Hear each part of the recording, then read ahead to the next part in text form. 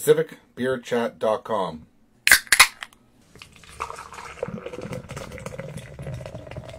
A few weeks ago, Chelsea of Brewtiful, British Columbia, and I, Mike's Craft Beer, headed out to the Kootenays to check out their beer scene. On this episode, we checked out Rossland Bee Company in the small town of Rossland, BC.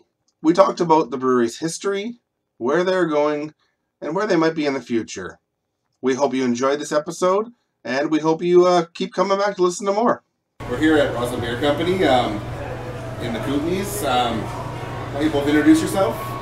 My name's Ryan, and I brew the beer here, and yeah. My name is Petri. I'm the other half. I do most of the business and day-to-day operations. Perfect. This brewery started off its life in a different city, in Trail Brewing. I don't know much about this brewery at all. You want to talk about that a little bit? Yeah, sure. We're in a town of 3,750 people. It's a very specific, unique ski bike town. We're different than most towns because of our location. So Rossland is 4 hours from Kelowna, 2.5 hours from Cranbrook, 2 hours from Cranbrook, a couple hours from Spokane, 6-7 hours from Calgary, 8 hours from Vancouver. You get the idea. Yeah, for sure. We're kind of in the middle of nowhere, but we're all about the beer, right? So what we've done is we're really proud of the fact that we've introduced a lot of people to different types of beer, sure, and just beer that isn't made by the masses. And this is only, we're now in our just over our 3rd year anniversary in this location. Yeah. 5 years as a business because we started down on Trail. Yeah. But when we started down on Trail, it was more of a test pilot, kind of a litmus to see where we were at. Yeah, for sure. Trail's a different market. Rossland's more of a tourist town. But that being said, you couldn't have one without the other. So we really appreciate Trail, especially where we started. It was an all-grain U-brew. Okay. So it wasn't the same format as a brewery, yeah, or a brew pub kind of thing where you could have a beer. And we learned right away that whatever worked for us, we took a lot of personal market surveys and questionnaires and what people liked and what they didn't like. But the best thing about it was just knowing that people were into the beer. Yeah, for sure. So we had somewhere to start. And us living in Rossland, we were literally like, okay, how can we move up? Literally up the hill. Yeah, for sure. We wanted to be able to walk to work, and it's part of the dream, and now we're here. Yeah. Awesome. So I can't remember, when did you actually open your doors here? At this location here, Rossland Bee Company? Yeah, it was June-ish, June 13th in 2000. 3 years ago. So 3 years 14, ago. 14. So yeah, three years ago. I think you were here like in week 1 or 2. Yeah, it was pretty early on. Fresh. Just So happened to we be had in town, yeah. No deck. We had no deck at that time. No, you had no deck. There's one beer. No lounge. There's one, yeah. One No, you beer. had one beer the first day, and I came back a couple days later because you had 3 on Oh, tap. nice, nice. Wow. Yeah, I think it was 3 on That's tap, yeah. Yeah, so the beer that goes quick. But yeah, it was basically, we just had our third year anniversary here, but 5 years as a company because of Trail Brewing. That's awesome. We know you guys are involved with the brewery, but how many staff do you have? What's the team like? Yeah, the team honestly is so great. We're just really, really lucky. We have so many people with a lot of experience, and then so many people that are either new and enthusiastic about beer that it kind of completes the team. We have a CPA now on board, Nice. who is new within the last 5 months. Kind of a game changer, really. Yeah. It takes a lot of stress off me, just knowing that I'm not totally screwing it up. See, I almost said fucking it up, but I didn't. Yeah. So our team now is about 6 staff. So we have 3 of us that are full time. That will be bumped up. Another full time person. One of the part time people will go full time in the fall. Awesome. That's kind of the plan. And then we have 2 or 3 part time, and Travis is working with us, who worked he was brewing at Driftwood. Oh, nice. And he's a local boy in Rossland. And then there's another gentleman, Brad, who is a Red Sealed chef, who has worked at a couple other breweries back in the day. Yeah. I think Phillips is And one of them. wineries as well. Yeah, and wineries. He's a big wine guy. So he has a lot of hands-on experience with all that stuff. And then we have a couple of really like our not quite a manager, but on her way to be a manager as a tap room. Yeah. She's great. Just the welcome and the willingness to learn about beer and being enthusiastic about it. Jessie is top notch for sure. That's awesome. Yeah, it's important to have a good team, especially when you're not in, say, Vancouver or the Okanagan, where there's a lot more people. If you don't have a good team, people aren't going to come. Exactly. There's no way you can run any business without a good team, because we stress enough about a business. It's like our baby, and knowing that there's someone there to keep the day-to-day stuff going and make sure everyone's happy is a huge weight off our shoulders, and we're really proud that they're here to help us. And it's one big family, so it's awesome. It's really good. It's important, and it's hard to find a family, right, when you're putting together a business. For sure. For sure. We get that question quite a bit, like, because we've been somewhat successful and we're proud of it. And one of the questions is, what are you most proud of? And honestly, it's our staff and knowing that they're happy with coming to work, and like just being stoked at being here and feeling like they're supported. For sure, yeah. That's kind of our. We don't really have officially mission statement, or what our company kind of is defined by. But the two things that we've always gunned for are being a bigger part of the community. For sure, yeah. However you picture that in your mind. There's so many ways of being a bigger part of the community. Yeah, there are. Yeah. And having staff that is just awesome. I mean, like, how cool is it to sign someone's check and be like that makes you feel really good, I wouldn't know. I would love to, though. But something that you created, right? Yeah, so sure. like, and it's sort of like beer, you create beer and you tried something that you liked and you try to make it even better, and now we've worked at other places that we didn't like our jobs, and that's kind of how all this created years back. I think we all have. Yeah. And so it's just like a creation of a beer, right? Where now we're trying to create something that is even better than that beer. Yeah. For sure. And now we're trying to create a work environment for something that is better for that person. Well, then happy people, happy beer, right? Exactly. Exactly. That's a good T-shirt. Yeah. I was thinking happy wife, happy life. Yeah. But yeah. Happy staff, happy beer. That's it. Yeah, I got to try to that for that. So you guys said that you want to be a bigger part of the community. Like, what was the community support like when you guys opened up your doors in Rossland? Were they happy? Were they excited? Was it slow to catch on? Yeah, honestly, the support that we've had and we continuously have can't be matched. Like that's one thing that we're so proud of, is that the people are so supportive. And we like to think it's maybe because of who we are and how we involve people and what we try to do as being part of the community. But honestly, it just comes down to people being alike in the town of Rossland. So we all have something in common. We like being outside. Yeah. We appreciate the environment. We appreciate natural ingredients and things that are not necessarily organic. And there's not words that totally pigeon the statement. It's just more of who we are as people. And it sounds cliche and it sounds kind of like this big BS sesh, but what it is we have some of the most awesome people here that range from the top end management of companies, doctors, to ski bums who are appreciated the same. Yeah. And that is kind of something that you don't see anywhere in the world. No. We literally don't give a flying yupanani of what you do. If you come in here and you're nice and you appreciate our beer, you're allowed to swear. Mike said we could swear. All right. We honestly don't. I like fake swear words too, though. Yeah. We could care less, though, right? Yeah. And so and I've traveled around the world a bit, and it's my favorite thing about Rossland is that people don't care what you do.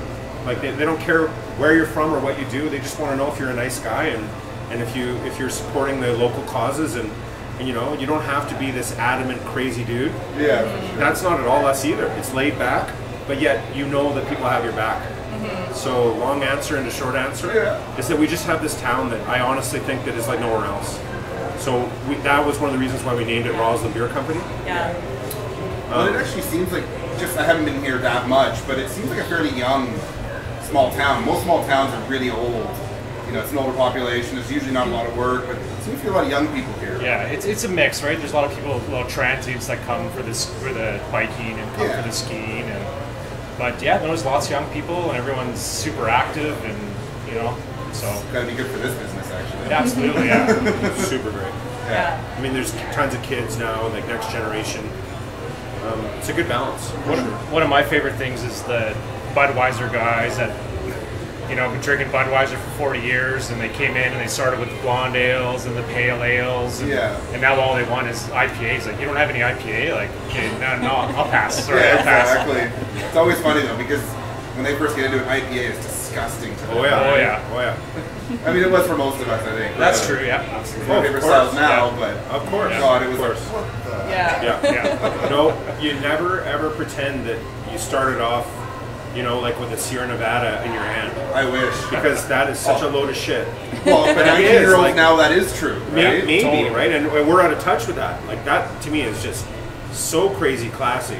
Yeah. That really, you don't even know what, like, a Pabst or a, right? Like, that's insane to me. So that's where Kokanees, and I thought I was drinking classy beer with, not to knock Kokanee. Kokanee has its place. It does. Especially out here, right? It is the slogan. It is the beer out here. Yeah. So I was just telling my brother that if I had to drink a domestic, it would be Kokanee, right? Yeah. Because it is the classy one and the bunch. My domestic is water, but...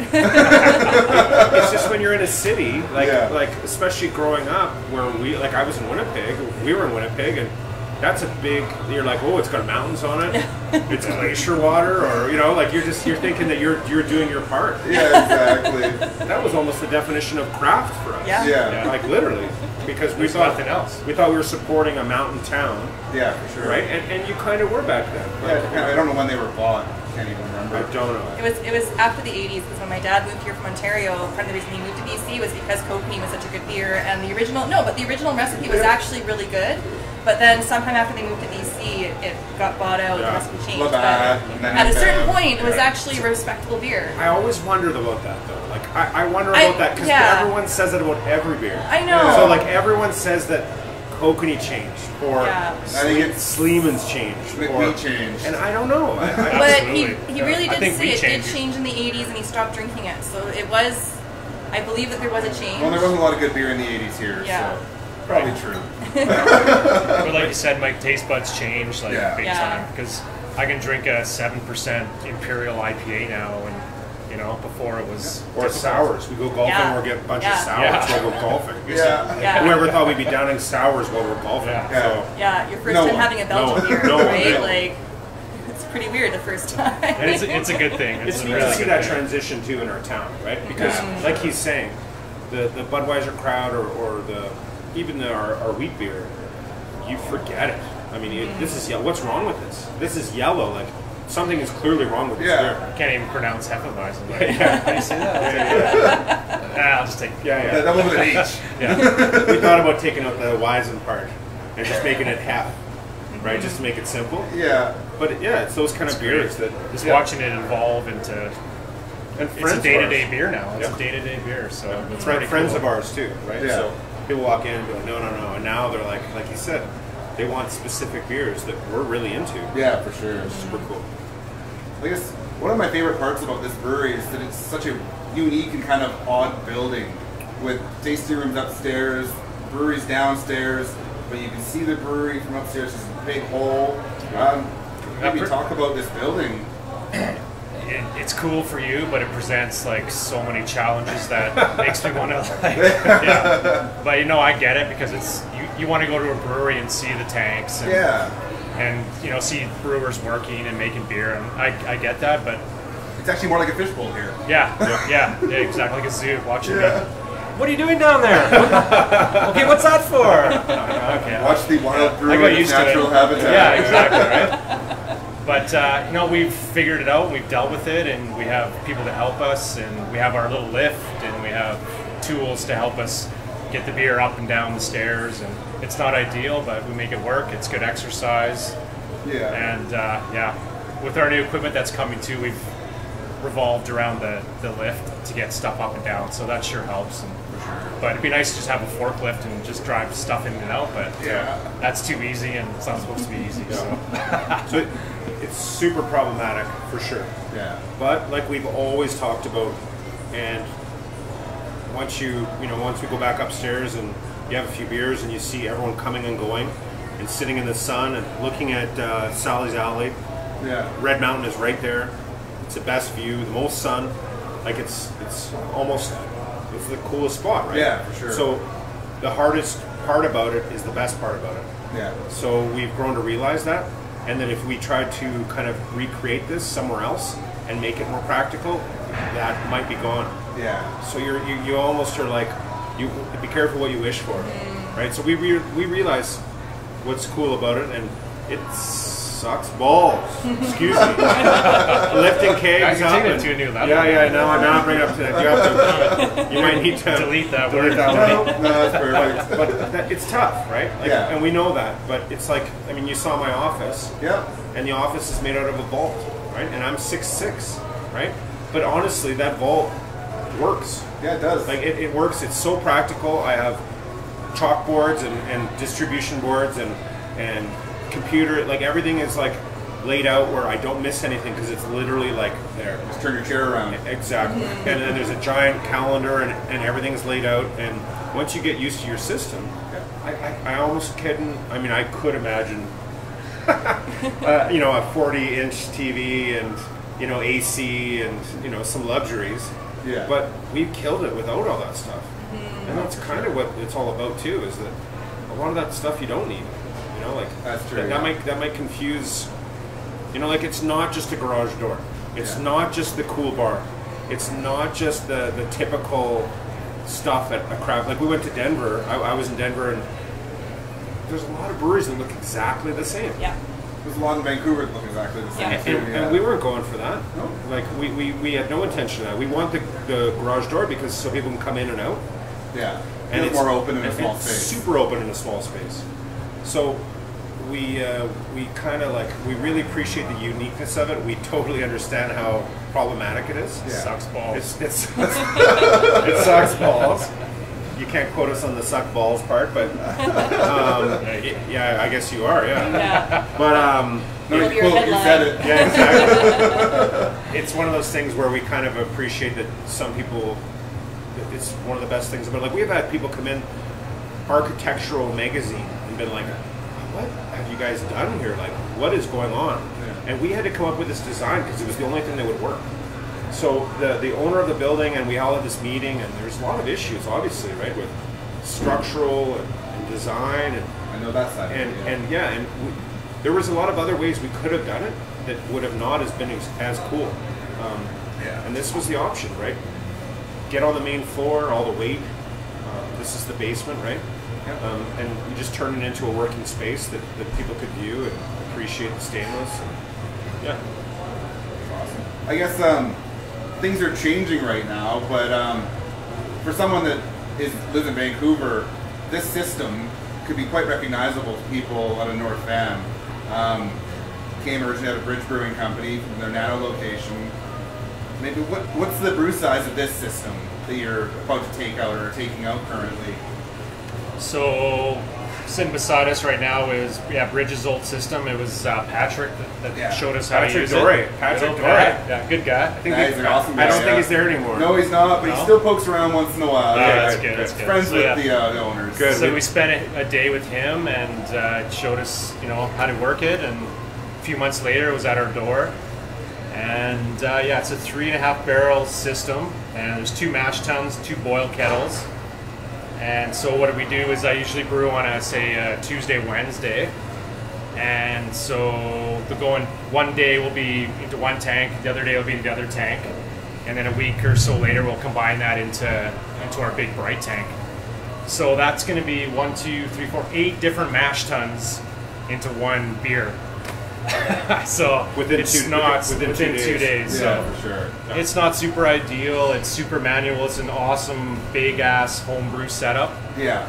But and it's done great for us. And we're on batch 220, 218. I don't know how many Bridge did, but add that on there. And this thing's a workhorse, and it's going to Fort St. John now, and it's running strong. And it's been great to us. But it's time to move on and get a little more automation going on, and Specific Mechanical's been so great to work with, and we got our new shit coming, and it's awesome. to say the least. Yeah. So 3.5 barrels, back-to-back days, right? So double days, 7. Yeah. And that's basically, the idea is that it's like 14, 15 in a week. Yeah, for sure. I guess it would be considered nano, wouldn't it? Or is it? Oh, for sure. Yeah. Yes. It falls under nano for sure. I would assume so. Yeah. I mean, it looks like a very, very large homebrew system. Yeah, exactly. The tanks aren't, but the brew system itself. Yeah, exactly. I mean, to describe it to the listeners, it's a 4, there's 4 vessels. Yeah, 4 vessels and 4 huge cookers. Yeah. It's literally what it is. It's like a giant barbecue. And we've made some modifications along the way that we had to do. So we've had a lot of life lessons, brewery lessons with it. Some crazy mornings. And also some CSA approved moments. Oh yeah, I've heard those before. So we've gone through a bunch of things where we also fixed the false beds. We've made it better. It's actually much better. Ryan was mentioning to you before. It sold, I think, in 6-7 hours on Pro Brewer. Gone. Yeah. The guy has already been down and brewed with Ryan. Nice. And I answered. Paying it forward. Paying it forward. Paying it forward. Yeah. And Happy to help him. He's Exactly. a great guy, and look forward to trying out their beers. And Bit of a drive-in. But I'm also happy to say you can Goodbye. take that. Yeah. The next system's much more turnkey. Yeah. I usually get an email or 2 a week from him. And randomly, because of our size and possibly our success, we've been helping out other breweries, startup breweries, from Nova Scotia to BC. There's probably been about 8 or 9 breweries in the last 6-7 months that I'm answering emails from and just helping out with just regulations and oh, don't forget about this and honestly, people always talk about the industry and how great it is.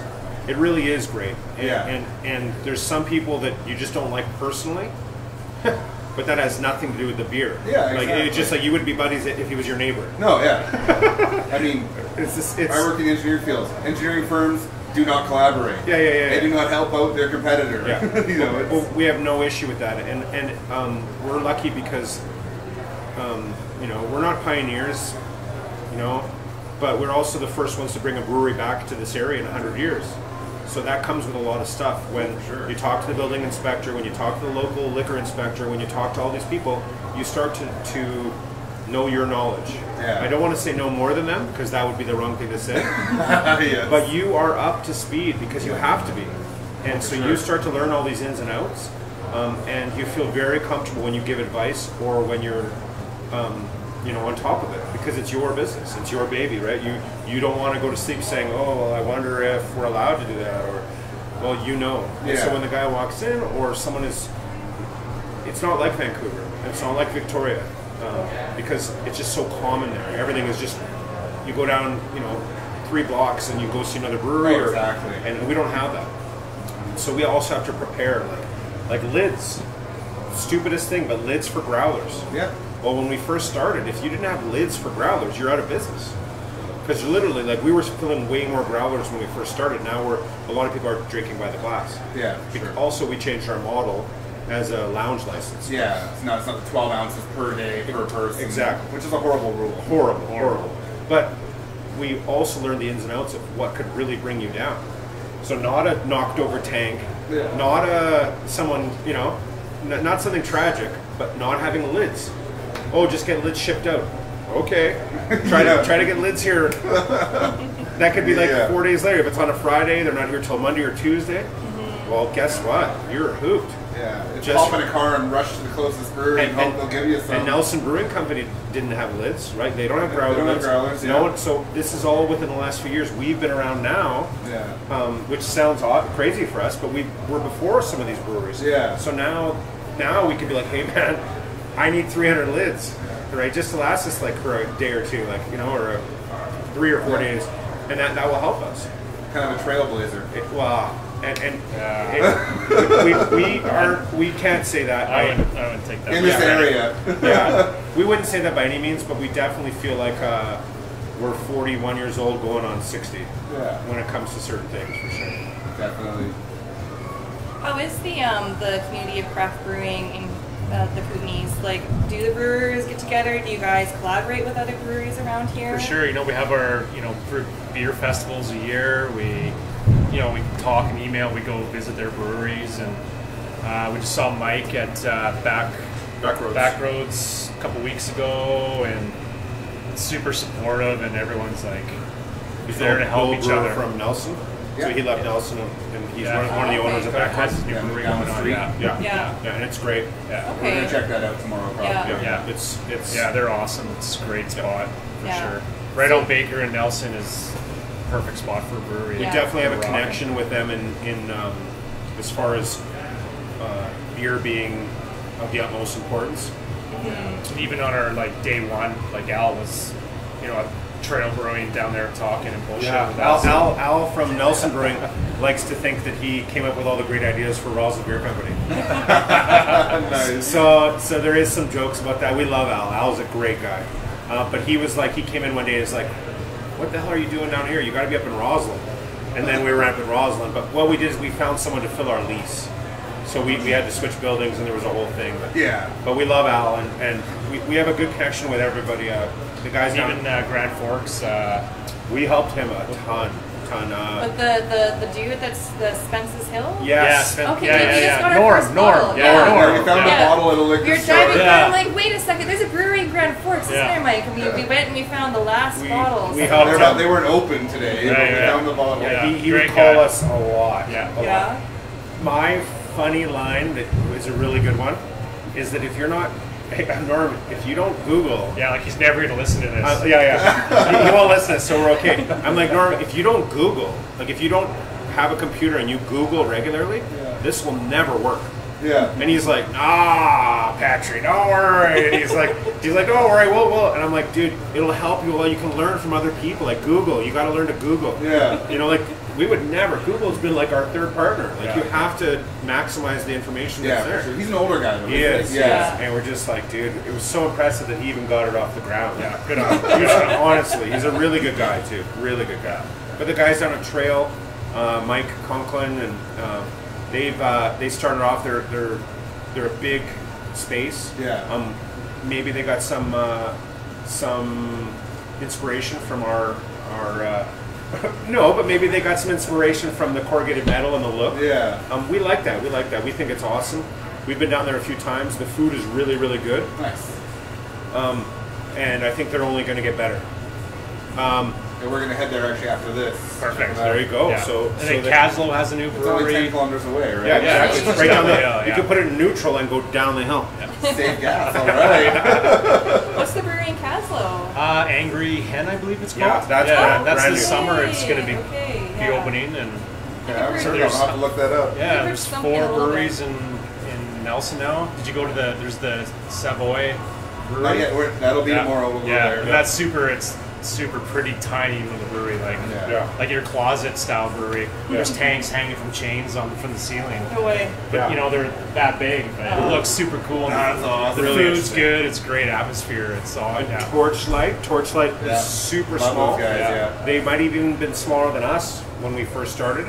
And now they're much bigger. Now they're going after some big numbers. So Kootenay beer's happy and healthy. And people love it. It's really awesome. I counted there was 11 or 12. So 11 or 12 on the BC Hill Trail. Yeah, and I mean, one of the nice things about the Kootenays is there's almost as many hot springs, so you can have a really nice holiday if you want, if you're coming from out of town. Right. Collect your beers and then take a stop for the night. Just keep the clothes on, Mike. Don't get naked. No, not a chance. Bathing suit all the way, man. Are there any good beer-related events in the Kootenays? Like stuff that would drive somebody out from Vancouver, from the Okanagan to come out here and. For sure. I mean, we have our event that's gaining steam every year. It's the Beer Goggles up at Red Mountain. So that event is becoming a real event, and I don't mean becoming. It is a real event. It's something that has grown from the first year till last year. I think it's our 4th year. Yeah. 4th, going into 5th or 4th. I'm not sure. And there's probably 20 breweries there? Yeah, and they're all top notch. Originally it might not have been the strongest lineup, but now it's organized, dialed in. People like going to it. It's a 2-day thing. Nice. It's really good. It's intense. right at the bottom of the hill. The ski hill's still open, so you can go skiing, and people are really kind of planning it out for the year. I just hope they ski first and drink later. Right, yeah, exactly. Why ski while you drink. Yeah, no, it's an awesome event, and we give kudos to Red Mountain for putting it on every year, and it's become a kind of a March yearly thing that we look forward to. Definitely look forward to. That's the mountain you see as you come down the highway, right? Yeah, exactly. Yeah. And you can see it from our patio, right from the patio. That's the corner of that's Sally's Alley. That's Red Mountain. Perfect. And then we had a Castlegar Beer Festival. Yeah. There's one in Nelson in October. Yeah, there's more and more coming. Yeah. Where do they hold the Castlegar Cast Fest? I think that was the Hume Hotel. This might be a first. This can be first for us, anyways. Okay. But it was the Hume Hotel. But the Castlegar one was at the. The Castlegar one. The Castlegar one was at the YMCA, or not the YMCA, but the Sports Rec Center, right? Yeah. Interesting. And that it's kind of a Rotary thing they put on it. Okay, yeah, they seem to be involved with beer stuff. Yeah, things are gaining steam for sure. There's a really good one that's longer term in East Kootenays in Fairmont. Fairmont. I've been to that one section. Yeah. That was a blast. Yeah, and I've never made it. We really plan on making it next year. So I love the fact that there's no tokens. Right. You pay your ticket price. Right. That's it. You drink as much as you want. Yes. But is that we might have to put our hand above the mic here, but is that okay? Like, I thought that wasn't allowed. Maybe it is in these Kootenays. Wait, is it? Because they do that with wine festivals. Yeah. Wow. It's a great area. area. The rules are never the same. No, they're not. And like in Vancouver, not a chance. Yeah. Even ones where it is free samples, you have to have tickets regardless. Right. I've been to events like that where, here, have more tickets, but you have to have tickets. Right. So like, we can cut this out. Like in Penticton, they have a wine festival in the fall, and it's the best ever because you spend $60 and you get a cab ride home and food while you're there, and all the wine you can drink for $60. Wow, right? That's a good like thing. if you like wine, like I'm just if it's the same, it has to be the same because they're not really specifying wine or beer in the legislation. Right. It's how you serve alcohol, right? So it must be It's like funny how the laws seem to be different with every type of booze, though. Yeah. But as an event, The wine and the beer really kind of pisses me off though, because like MOT, Ministry of Transportation, those signage, it doesn't make any sense. Yeah. Where you could be a brewery, Wineries are rich. a brewery's out of town, and their explanation to you, which I have a letter saying, because they're a major draw for tourism in BC. Okay, so Except that we drove by a couple wineries that have been converted into cideries now. exactly. So yeah, a big draw. Right. So like, why can't we have a sign saying out of town saying there's a brewery? yeah. But there's rural and issues, but I just noticed it happens for wineries, but not for breweries. Oh, yeah. And hopefully that'll change. I'm gonna get you guys another. Yeah. Well, Yeah. I'll just finish this What do you one want? quick. Surprise me. Okay. We'll try to have these. Sure.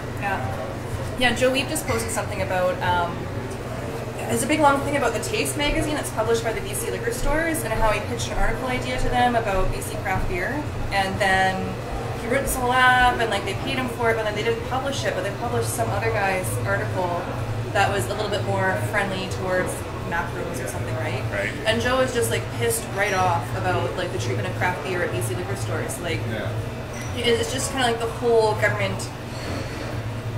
It's frustrating, I think, for a lot of people, right? But so he's just saying he's tired of this, right? So he's gonna make a big stink about this one certain aspect. But yeah, so it's now it's like step 2 of the craft beer revolution. It's like the actual. It's coming. Can't stop us. Exactly. Can't stop, won't stop. Yeah. Yeah. I think people need to wake up, but. Well, even the whole Persephone Beer Farm issue, right? Like Persephone and Crado. Has that been resolved or no? Cronog is resolved. Cronog is grandfathered in because they grow, their percentages are right for their farm. Yeah. So they're grandfathered in. There was just some miscommunications, it sounds like. Right. But no, it's not for Persephone. They have 2 years to either comply or move. Even with the whole government. Well, we'll see. True? I mean, we don't even know who's going to be our government. Yeah, right. Oh, if they have to move, man, that'll kill them. They can't move. And it's a shame because, like, in Summerland, we have lots of ALR land, so you could also do something similar out there, but you can't grow enough hops to sustain a brewery, right? So you can't use Although it. hops don't count for ALR. Oh, that's right. They don't even No, let they the don't. hops be part of it. Hops, Yeah. it's not a big enough percentage of the brew to count or something. Well, no, like you could never be part of it, but like that's the only ingredient you can actually Get beer coming for brew. these guys? Yeah. Yeah. Go answer. Well, I was like, I was going to bring yours first. Yeah. But they didn't get poured first. They're coming. It's okay. God. I know. That's shit. I know. You got a brown, Cycle Brown Ale. Perfect. So we named it after Cycle Brew. Cycle Brew. Cycle makes the brewing equipment. So it was a kind of a last shout out. Yeah. So It was also just grab a bunch of ingredients and just like batch 2, whatever. And now it's time to experiment. Like, see, I'm gonna I don't know why the fuck I'm experimenting at that point, but Yeah, why not, right? yeah, why? I'm gonna call him out on what a load of shit that is, though, because you know why? Because it's really good. Because it's a really, really good beer. Yeah. So whatever he wants to downplay it, but it's a really, really good beer. Thanks, Jess. That's really nice of you. Thank you very much. So you'll notice that it's very dark in color, very dark in color. So you think it might be like a sweet, like like we do a nut brown too. Yeah. Which is called Gimme That Nut Brown Ale. Nice. We love that name, but So do I. yeah, we're kind of old school that way. But the beer itself came across really balanced. Yeah. It's got a hop content, a hop flavor that it's like, it's not by no means overwhelming. That's right. Yeah. You want to try the hop? And the hef for us, the only reason we're not pumping it up is just because we've had it around for a couple of years. Forever. Yeah. That's nice, huh? That's nice brown ale. I prefer the brown ale though, for sure. Yeah. I don't even know what's a brown ale. Like, I don't even know what. Yeah, we that didn't. is. It was one of those ones where you could literally. It could have been an IPA. You could have been called a it black It's a bit of a IPA. CDA kind of. An ISB, if that's a new one. Who knows? Yeah, But it's like a hoppy brown, but There's a bunch of honey malt in there, and I was like, well, maybe it'd be like a honey brown, right. But there's not. hoppy No, IPA. it's I not don't know, too just kind hoppy. of. That's what it is. That's what came out. the hoppy honey brown. Yeah. Yeah. When I think Which honey is brown. bizarre because brown ales are so good and they just don't sell so many places. I hope this one sells well. It's Oh really yeah, tasty. it does. It does. Good. It's been good. It's just for us. We like it because it's not often where we did do. There was the black IPA, but a lot of times when you're trying to explain to somebody what you have 2 things going on, Yeah. it becomes a lot. So you either need to embrace it and really support it, Yeah. or you need to be like, okay, let's not do this again. And sometimes people just aren't ready for that, right? Like we were talking about before. But we think that now, like we're really lucky that most of the supporters and customers we have are into these kind of beers, right? Yeah, it takes a couple of years, right? And we're not talking like some people might laugh that there's nothing crazy about a hoppy brown beer. No. And there isn't, and we know that. But we're still not talking about a medieval grout or Brew it, yeah. We're not really. That's next week, right?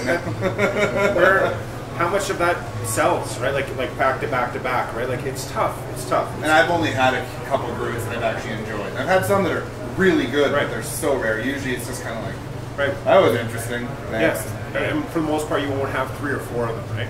So I usually say the same kind of thing where I really appreciate it. And you guys writing about beer would understand this, but I get confused with the best beer ever, but not wanting a second. Right? I don't know that theory. I don't know about that, right? Like this is the best beer I've ever had. Would you like a second one? No, I'm good. Okay, so Well, how there's some good? like the best beer ever that I've had. There's some that I would say no to only because they're 15% alcohol. Sure, But not because I wouldn't want another one. It's just because Right. I'd Sure. probably go right back. Sure, but that's different Yeah. different answers, like different reasons. Oh yeah, for sure. Right. Did you get to try the Storm one? The Glacier Mountain Extinction? Yeah? Oh yeah. is it crazy or like Awesome. tell me about it? Like Awesome. yeah, Good. It was basically, it kind of was more like a sherry or something. right. Okay. Right. The base beer was a pretty extreme sour, but the barrel aging kind of took the souring away for whatever Right. reason. But it was Cool. really nice. I mean, it reminded me of Sam Adams Utopias too. It's another one of those big crazy beers. Right. Both were uncarbonated. Both were super thick and viscous. Right. Both in the. I think Storm was officially 28% alcohol. Right. Utopias is 32. Jeez. So sherry would be a good. Yeah, and I mean they're freeze distilled, so Right. they're beer, but they're distilled in a different way. Right. Different animal, so much fun. For sure. When I go to Vancouver, that's my first stop. Oh, yeah, the I think Storm. a lot Like, I of just want to people- like hang out in there, man. That's awesome. James is one of my favorite people. First time I met him was at a Have you been what there? was it? You been there? Beer Oh yeah, fest. yeah. Oh, it was the Beer Lask. So So, you know, it's a burlesque beer event, and he's in his platform boots, leather pants, and a mesh shirt. And I'm like, nice. I like this guy. Nice. That's great. He's weird, and I like it. It should be about fun, right? Like, it should be. And that's what, you know, like, that's what it's about. Like, if it's not, then what are you guys doing? Like, yeah, exactly. And sometimes we see, like, things that come from certain places where you're just like, why is it so official? Like, why has everything got to be so cut or dry? Like, why can't you have, like, you would just, you get the impression that, like, when we do a post on social media, and we have super loyal followers. Yeah. All of ours is organic. We feel that it's very representative of our town and our area. You know, we have 1,800 people on Facebook. Right. We could easily have 5,000 if we. What's the population here again? 3,700. That's pretty friggin' awesome. That's cool, right? And so, you know, sure, there's the odd mom in there that supports us. Oh, and I mean, there's the odd guy from Vancouver that supports you. Yeah, of course. But for the most part, it's really indicative of how our things are going, right? Yeah, that's awesome. And I don't ever get how it's so serious. Yeah. Like, sometimes it takes the fun out of it, where certain breweries are just like so meticulous about certain posts or certain shares, or where it's like, well, I wonder how long it took to get to this share. Like did you break it down or edit it 100 times before you're like, here's my... It's almost corporate, right? Right. And then it takes away from, like, exactly. It takes the fun out of it. It almost is like, well, so is this what craft beer is about, where it's supposed to be about just dudes having beer? Yeah. Because I get the whole, like, tasting and snobby and, like, you know, we're all trying to refine our palates, but what it breaks down to is still having fun and enjoying beer. Oh, for sure, yeah. And it's like, when you get too far from that, you're like now making something up. Yeah. Oh yeah. You know? Yeah. And that happens a lot. Yeah. We're so lucky with the people, and with our, you know, Twitter is not so, like, we don't put too much time into it, but between Facebook and Instagram and Twitter's there too. We are really lucky, because a lot of people say, well, why don't you put some money into it? Yeah. Well, because I always, it's the same thing when I answer emails. And they say, well, how come you can't do this? And I say, well, I'll give you my analogy. This is always my analogy. It's like inviting you to come to a party, like saying, like, you got to come to our party. Yeah. But you're not going to get in. Right? And so for us, we're full all the time. Like, we're busy. When you walk in, it's busy. Yeah. We're at capacity a lot. We're almost out of beer a lot. So it's like telling people to come and have a beer and showing up here, and then we only have one beer pouring or two beers. So it's good problems, but there's no point in pushing that marketing the next level. Yeah. There's no point right now, because we're not even there. Like, it'd be like it's kind of sad. Like, sad, sure. but also very thankful. Yeah. Because, right? Yeah. The token, like, we're super grateful where we're at. Yeah. Of course we are. But you can't tell people, like, we couldn't put advertising on radio. No. Or why? Because I mean, you could do Facebook advertising, which can actually get a fairly large pull for, you know, relatively little money. But if you don't have beer for it, exactly. Yeah. And that's like, although that might be coming soon. Exactly. And then we'll see. And then we'll reevaluate. But it's like being open later. Yeah. Why are we open till 9 or 10 at night? Because we'd run out of beer. That's it. That's it. And we tell our friends or locals that now they get it. Yeah. Okay, well, we'll enjoy it while you're open. But if we were open later, we would literally run out of beer. Yeah. So you could be open later and open less days. And that's possible. Yeah. But what's kind of, we like the idea of 7 days, being able to fill up your growler. Oh, for sure, yeah. And I mean, get off work, come for a beer, sit down with some friends. Why go to the coffee shop? Yeah. You do that in the morning or whatever. Yeah. Mm-hmm. Exactly. Mm-hmm. So how will the new system change things for you guys then? Like, you're going from a very, very small system to, what's the capacity of the new system? So it's going to be a 7-barrel system, and we'll double batch on that, and we're going to have 6 15-barrel fermenters. So we know we spent a lot of time thinking about moving somewhere else, staying here. What are we going to do? So, you know, we saw another brewery that had stacked tanks where, like, the light bulb was just like, holy shit, we have tons of ceiling height. Mm-hmm. So we're going to stack the tanks. So we're going to have 3 15s on the bottom and then 3 15s up top, which is still super, super small. But for us, it's 3 times more beer. Mm-hmm. So for what we need for the next level, is we're pretty pumped about that, and it's going to increase our Money. It's more beer, man. More beer. It's sort of a lot of people don't understand too the margins and how they work. Like when you first, years back, 7, 8 years ago, I remember reading about it has to be this big to make money. Well, I completely disagree with all of those theories because we are the proof of the pudding. And if you have good margins and you have smart staff and you know about your overhead and just good business sense, acumen, you can make it work. As long as your rent isn't too high. Exactly. Well, I guess That's the hard Rossland part. versus Vancouver is Yeah. a big difference probably. It's hard to be this size in Vancouver. For sure. The rent is Right. just next level. Right. For sure, but it would be hard to be, I agree with you, but it would be hard to be this size for capacity, Yeah. right? So you could charge more for your beers, you need 70, 80 people always full in the brewery. Like You're running out of beer because you don't have enough beer. Exactly, so it is tough. Yeah. But for us, we know the numbers where they're not small numbers either. No. Like, you know what I mean? Like we now have staff and things are rolling where we can go to that next level and feel very comfortable where we're not relying on distribution. Yes. It kind of goes full circle because we were talking about this morning. We understand how growlers are problematic. And I think Mike and I have had this conversation before. Yeah. Growlers are not ideal for someone who doesn't know how to use them. So that's a big chunk of people, sadly. Right? Especially when you're further from Vancouver, which has had a long time to figure them out. For sure. Right. So I love growlers. And they were they'll always be a part of us, and they'll always be a big part of it because that's how we get our person to take a 6-pack home and come back and get some new beer the next day. But that being said, as far as the distribution goes with kegs, it kind of brings me full circle to the mentality of it. We, and this is just how Ryan and I feel about it, is that we like the idea of our beer being locally.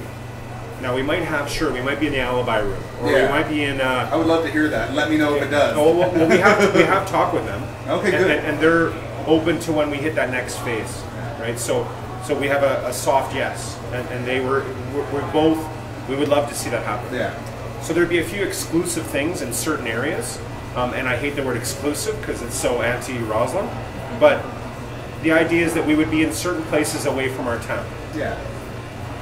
That being said, we're not relying with this business model on our distribution by any means, because we've saw the initial problems that growlers can do. Now, someone in the beer industry would say, well, what the hell do growlers have to do with kegs or cans? Everything. Because it's the same bad mentality or same bad care or same ignorance or same shit that you take care of your stuff. Yeah. It goes into a hot truck, it goes into some bad shed, it goes into a cooler that isn't working, it goes into someone that doesn't know what they're talking about, it goes into all these different things. You didn't rinse it out properly? Sure, but just like the keg, or dirty lines, or this or that. So when you start relying on all those massive distribution numbers, which, and I'm not knocking anyone that's going that way, but that's not our thing. Yeah, for sure. And so we think that we can hit almost those numbers that those people are projecting by doing it locally. How? Because we're always full and we'll always have people drinking $5 glasses of beer. Yep. So even if you do the math at 30, 40 people and you're full 7 days a week for 5-6 hours a day, you're hitting those numbers. Yeah. And we're on tap everywhere locally. So everywhere locally, and some, here in Nelson, Golden, my buddy owns a bar in Golden. Yeah. Like there's, some of those kind of things.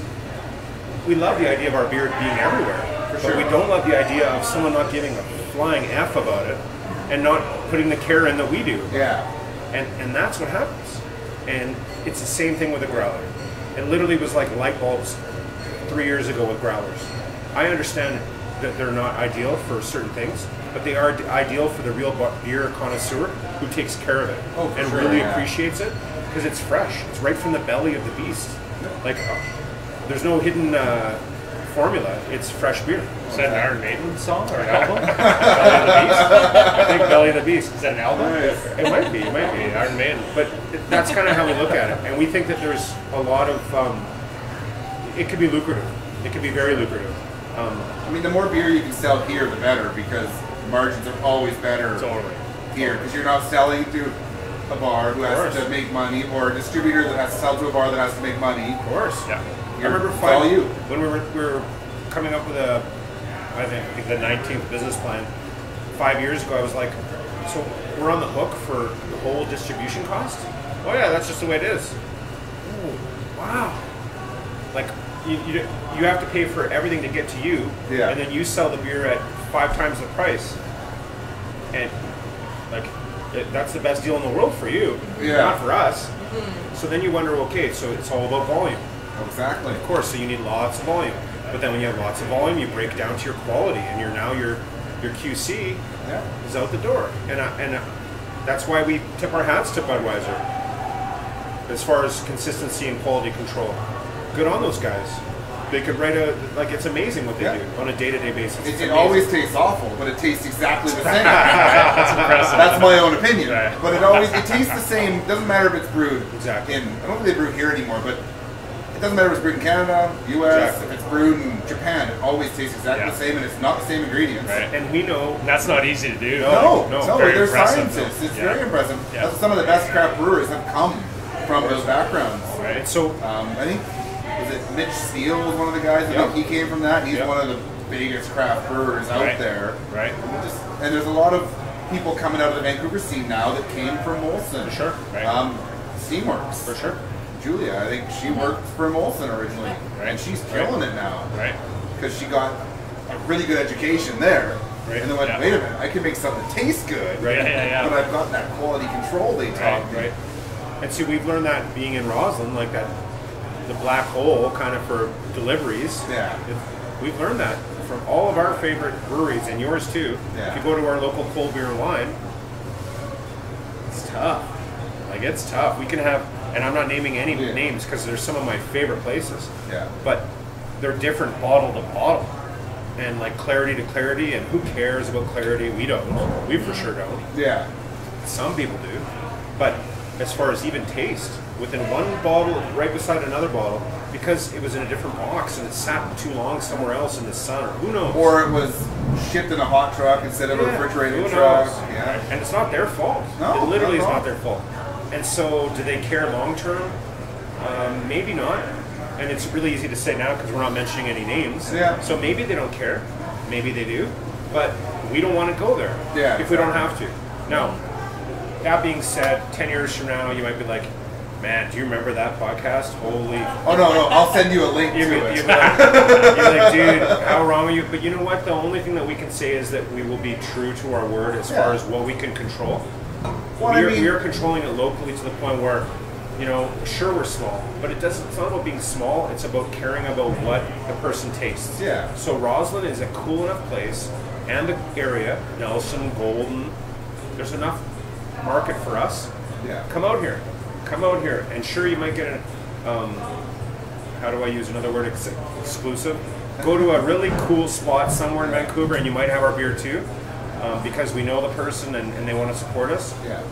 But that's not really what our end game is. Our end game is about having wicked happy people here enjoying crazy good beer, and just locally. And we were just talking about that on the ride over, about how it's going to go from... A couple of years ago, it was like we're going to be the next biggest brewery in BC, to where now it's going to be every little town that has a certain population is going to have a brewery. And the only way to have that beer is to go to that place. And I think that's great, right? Because like, I want to drink local, I want to eat local, so that's a big reason for me to travel around the provinces, so that way I can have the local food and the local beer. So, because you're right, you can't control it. If you ship all over the province, you see some of the really great bigger breweries that started off small and really good quality, and now you can see some of these names and you go, it's not like how it used to be. And they're making a lot of money, but they have 300 people working for them, and it's a whole different ballgame now. You walk into one liquor store, like a really big craft beer place in Vancouver, and you buy a 6-pack of something from away, something from not from Vancouver or Victoria, but BC, and it's off or it's not good. You'll never buy it again. You won't. You'll be like, maybe you would, maybe you would, 2 years ago, maybe, like, you know what I mean, like maybe you wait 8 months, but that's not a good plan. And so what happens is that, to us, that keeps me up. I'm like, oh man, I don't want that. I don't even want that to think about that. Never mind, it happened. And people are like, well, you're in the wrong game. It's like, well, no, come here and see what we've done. Exactly. See how you can turn 19-liter carboys into 10-gallon batches, into 700-liter batches, into 2,000-liter batches, and we're not talking about, you know, we're into significant numbers where some would even say millions, and that's impressive, right? Like, so for us, we know that we can still have that quality control and that love for the beer, and be a little bit anal about it, like almost where we're on top of it. It becomes a little bit too much, I admit, because it's a problem, right? Like when we worry about the beer going out, but that's kind of the best thing about it. Yeah. Yeah. Hey, what are your core beers? What are the core brands you've got? Do you have any core? It's tough because we have 1, 2, 3 fermenters and 1 bright tank. So there's never really ones that are always on tap, but we try to keep a pale ale. We try to have an IPA, we have our stouts and stuff, but with the new system, we want to have, at least 5 beers, and then we want to have 1 tank just dedicated to fucking around. Yeah. We want to do some sours, maybe even some lagers, just whatever type beers. So, with stout, pale ales, for sure, and IPAs, that kind of stuff. The norm, like, we want people to come in and be able to, we don't want a 15% Russian Imperial IPA where you can't drink a growler of it, because that's just, not going to make us any money. Eventually, maybe we'll have a tap, something like that. Right, but I'm just saying, for now in our setup, we can't have that option. We need beers that people want to drink more than one. Oh, for sure. Yeah. So 6 fermenters, from 3 to 6 is double the size fermenters. So we get to experiment a little bit because we've been making the same beers for the last 3 years, and I'm super excited about just messing around with different ingredients and yeasts and temperatures, and it's awesome. It's like playground. Yeah, it's like starting over again. Yeah. It makes a big smile on my face, and it's about 318% more beer we'll have. Yeah. So I mean, it's not a little amount. When does it get here? First week of July. Okay, so we come back in the fall. We're gonna have like a whole different... Exactly. Nice. Exactly. Yeah. If we don't, then you'll see me running around with my head on fire. Yeah, no, and he also downplays those staples though, like, because that's what he does. Yeah. We haven't entered many beers in many competitions, and the ones we have entered, we've been lucky enough to win, right? Yeah. So, and I know in the industry, it's kind of 50-50 on how people look at awards, and we never thought much of it until we won one, right? But we also, and we're not trying to sound like asses, but we haven't entered in many of those because we honestly don't bottle beer a lot. Yeah. So when we don't have bottle of beer, we're like, well, we really should bottle. Like for the Canadian this year, the Canadian, we didn't enter because we didn't have any beer bottle. Yeah. Like, well, I didn't feel like opening up a keg and bottling 12 bottles to send or whatever. I just didn't. And so and we know that we'd sell it and we'd make money here, and we're so small that that's tough. So as he talks about some of those staples, we also won the best stout in the country in 2015 at the Canadian Brewing Awards. Yeah. Pater Pale Ale we were open for 6 months, and that won a BC Beer Award. And maybe down the road we'll get more into entering them. We'll kind of see the feedback on what people are actually thinking about the awards. Yeah. We don't know. We know that for some people it means a lot, and for other people it means nothing. I love the awards. I don't really like how they're judged. Yeah. But I love them anyways. It's great to see what breweries are doing and see how they're doing, and maybe I don't like that they go to style guidelines. Right. But it's still good to see who's making a good beer. Yeah. Even if it's not the beer that I want. Yeah. Right. It's still good to see. Yeah. And if it raises awareness. Yeah, oh god, yeah. And I think that's what it's it's about. Look what's happened with Mount Begbie. Yeah. They're gonna blow up now after winning that best brewery in Canada, right? That's great. I mean, their beers are all solid. I don't run out of my way usually to get their beers, just because they're style guidelines. They're really well made. But I think most of us feel the same way. Yeah. But they're good beers. And they already moved into their new location. Is that still transitioning? I think it's close anyways. Yeah. So I mean, which is perfect because when Old Yale won that for best stout in Canada or best beer in Canada, they were still in their old location, and they're just like, I guess we're making just Sasquatch now because we can't keep up. At least they've got that game. Now they can expand, and they're going to because that award's going to really help them. Right. And they need to expand to their current brewery. Well, they were moving from that old auto shop, bigger production, to a brand new building or whatever. I don't know if they've moved yet.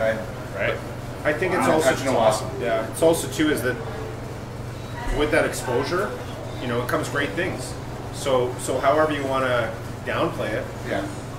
And it is what it is, which is a horrible. Everyone says that. But they do, yes. But it's true. Wasn't it Bertuzzi that said that first? It is what it is. But when someone wins something like that, and if it affects you that much, like if it affects your business and your bottom line and what you can do projection-wise, it's an awesome thing. And Mount Bigby, like you were saying, might be forgotten sometimes when we talk about some of the better beers. You know, and I say that very respectively. Oh yeah. But there's also like Nasty Habit. Like there's beers that are Nasty Habits, Mount Bigby, right? Yeah. So there's beer, even the Kolsch, there's beers there that are steady eddies, I call them. Well, yeah, no, they're exceptionally made beers, and they sell really well. But how is it not catered to the beer geek? That's the problem. But how is it fair to them? That's what I mean. Like so when you're comparing on beer lists, they'd be like, oh, how could they win best? Are you out of your mind? They still have a bunch of beers that are made a bunch of people really happy. Oh, exactly. And if that means that it's close to the curve of commercial or big, no way. No, not at all. High quality still. It's still people caring about it. It's still a family, and it's not a it's a mom pop operation that turned into something bigger. Like totally, I think it's awesome. And they won the award at the perfect time because they were expanding. Yeah. So they're not about to just go empty. Yeah. Which has happened to many breweries in Canada so far when they've won these awards. Yeah. I think it happened at Pal Street, right, with their old jalopy. Nano, the old jalopy one, and there was lineups out the door, and they'd have a beer for 1 day a week, and they would sell out, and they'd close their doors, right, which is a horrible business model, but it still worked because every week when they said we got beer, the lineup was out the door. So that wouldn't work here. No, it wouldn't. It wouldn't have worked in Vancouver if there wasn't so many breweries already. Yeah, we would. So you go, oh crap, and you walk over to P49, or you walk to Storm, so you can still get your beer. I would call it a two-time. Someone who would happen twice to someone here, like an old timer, and he'd be like, "That's not happening here. I'm done with that." Oh yeah. Those guys aren't open when they say they're open or whatever. We take pride in being open because there's kootenai time, right? Yeah. And we take pride in being open at noon every day, and we're open every day. It's better than the island time, which we're open at maybe 2. Hey, it's for us. It seems like an obligation. Like if you're getting someone into your product and then being like, well, we're open when we want to be open. Yeah. That works in some places. Yeah, which is great, but doesn't work in a lot of places. Kind of fun question. What's your favorite beer that you don't brew? Doesn't matter. It doesn't have to be BC. Doesn't have to be currently, or whatever. Just in general. So right now, currently at this today, I really like that blackberry Phillips sour. Shut up! I was going to say the same thing. I haven't tried that one. I had it last night. Dinosaur. Yeah. No, I saw that this morning. You can't say that. You can't say that one. I just said it. That's the one I had last night. Forget it. Okay, I got to think of something else.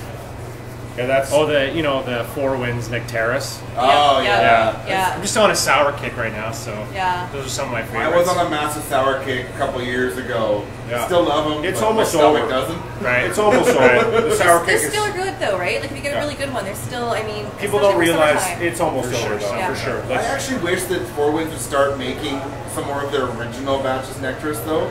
Because they're kettle souring it now, where it used to be a long-term sour. I wish they would do like the Nectaris original. The cork one that was aged in barrels. Yeah, that was really good. But now like the one that's in the regular like pop top bottles, tastes very similar. Yeah. But I find kettle sours are way more acidic. They're harder on the stomach. Right. Whereas barrel sours don't bother my stomach as much. Right. Getting old. And I'd be lying. I don't know the other one.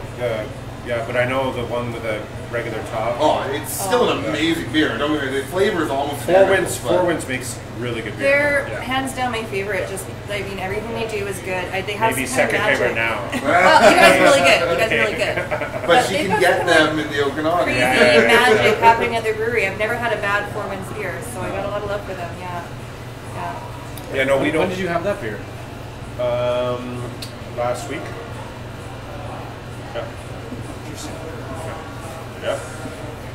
You like it? Yeah, it's great. There's got to be something else though. I'm trying to think of another one that. We had an electric unicorn from. That's another Phillips beer. I don't like Phillips. Actually, this year's batch of electric unicorn is also really good. I was like, that's my new summer beer. It's so good. I guess, is there anything else you'd like to share about the brewery? Yeah, we haven't covered yet. No, we're supportive of you know, the town's awesome. We're really, it sounds like it just repetitive. We're always saying the same thing, but we're really appreciative of where we're at as far as our local support. We've never did a Kickstarter or any kind of fundraising for us, and it's not taking away from anyone that has. Yeah. We never did the $1,000 memberships. Carboys, man. I never. Carboys. That's where it all started. I totally get it. We just have never done that. And that being said, that tomorrow we could share on social media that we had a fire or there was a problem, and we could have 200 people here helping us tomorrow, and not wanting anything back, and it would all be pro bono, just help, just local love. Yeah, for sure. And I don't know if that's the case in other places, and that support is so appreciated. We're in a good spot with the new equipment coming and our plan, and you know, 3 or 4 years from now, we'll reboot. Yeah. We'll decide. It was a big decision, like Ryan was mentioning, about buying a building or a whole lot and rebuilding. We had the potential to do that. We're also really proud of being 2 people that created it, that own it. We don't have investors. We don't have a bunch of people that are involved. Not even mom or dad. Not even mom or dad. That's awesome. It's so rare because most breweries are a large collection of investors. And some would say, well, that's because they're so small. But come check us out. We're not that small. We really aren't. You know, we might seem small in stature, and we kind of break it down and kind of downplay it. But, you know, if you're doing 70, 80 hex a month, which is someone does in a day, I'm okay with that. You can do it in a day, but when you break down how much money you make and how much money we make and how happy you are and how happy we are, it's all relative. Oh, for sure, yeah. And I think when you master some really good beers, like Ryan is a seriously talented individual. He's a technician when it comes to his beers, and I'm really proud of our overheads and our business and what we've become. Sure. So, no, we're really proud of where we are and where we're going. And we really honestly appreciate people that are into beer and that are enthusiastic about it, and especially people that come out this way, right? Like, it's a long way, right? Yeah, so middle of nowhere. Well, I mean, it's supposed to be an air drive, but I think it was more like 10 today because of construction, and they were clearing off of rock slide. Yeah. Always fun. Glad you made it. We're You've glad been here you made it since day safe. one, man. So, yeah, you've been around awesome. for a while, so we appreciate it. So when we open it up, you know, you were here, and now you're back, and that's why I sent you an email saying, man, you gotta check it out. Like, I was like, yeah, for sure. You gotta see this place because it's different, right? That email, and then I know the Torchlight guys, and I'm like, grand opening, you guys. Yeah. Screw it, let's go. Yeah, That's awesome. We appreciate And it. it almost fell apart because work right now is insane, but I made it happen anyways. Awesome. that'll be fun tomorrow. I might try to come. Do it, yeah. It's gonna be a lot of fun, I think. I guess, where can people find you online? Social media, website, whatever? We're on Facebook, Instagram, Twitter, and our website is rosslandbeer.com. It's all pretty straightforward. We share a lot. We're on there pretty steadily. Instagram is more about kind of the exposure with pictures and what's going on with. We have a lot of mountain biking and skiing and outside influence, and then Facebook kind of gives more of what's available on a weekly basis, beer-wise, because we have a lot of people follow us that way. But we're really supportive. Like we appreciate the people that support us because it's not a huge number, right? But there's a big amount in numbers. Like they're strong. Yeah. Small but strong. Small but strong, yeah. All right, thank you very much. Yeah, man. Yeah. Of course. Good to see you, buddy. Good to see you. Nice meeting you. Yeah, nice to meet Thanks you. for coming, eh? Yeah. Both Chelsea and I hope you've enjoyed this episode, and we hope you come back next week for our next episode and our last episode from the Kootenays with Trail Beer Refinery. Till next time, cheers!